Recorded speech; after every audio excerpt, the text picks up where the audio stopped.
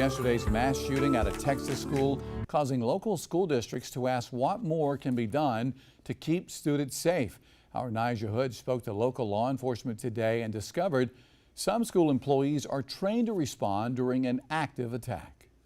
Local law enforcement has told me when an active shooter is on school grounds, it's all hands on deck to make sure each staff member is doing their part to keep students safe. Many times we hear staff say, "I thought it was fireworks."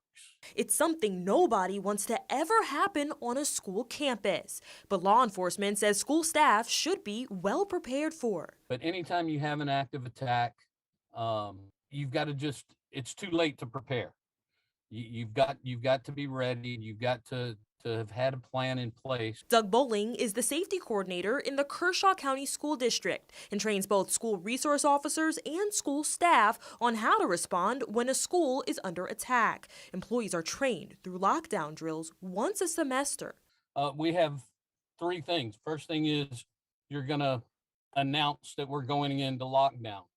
Once the announcement over the intercom is made to go on lockdown, it's imperative that our staff do three things, and those three things are announced over the radio, and that's lights, locks, out of sight. That means staff are told to turn off the lights, lock their doors, and hide somewhere in a classroom or closet where an attacker can't see them. Kenyatta Jenkins is the sole school resource officer in the city of Orangeburg and says staff is trained through intruder drills. Communication among staff at this time is crucial. The key part of it is to communicate so that I know the person that's looking for the suspect knows where the suspect is, so that I can either take them into custody or engage that target if I need to.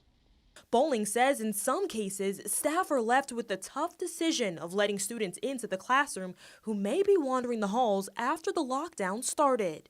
I try to tell our staff, think about where the noise is coming from in relation to your location.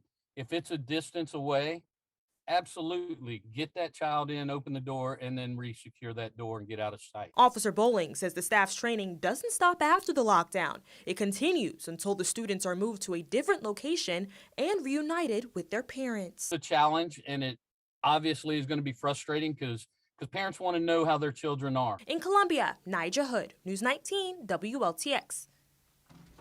Well, around the state, there's been an increased effort now to put school resource officers in every school. In 2019, lawmakers started funding school resource officers in an effort to do just that.